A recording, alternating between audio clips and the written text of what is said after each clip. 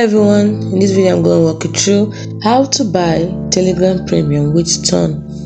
The first thing you do is open your browser and search for fragments.com. Tap on it to open up this page. Then you tap on Premium. Here you tap on Premium. Then you can see the option for buy premium for user. Tap on it. The next thing you're going to do is to connect your Ton. Tap on connect Ton. Tap on Ton Keeper,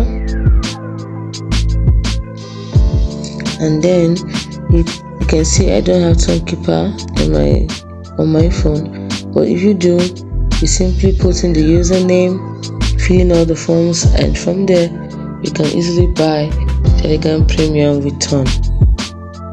So I will have to download it first, install it, and download it before I can do mine. So don't forget, if you already have it, you simply, once you get here, it will simply take you to your Ton wallet, your Ton Keeper wallet, and then you simply put in the username, the amounts you want to buy, and everything.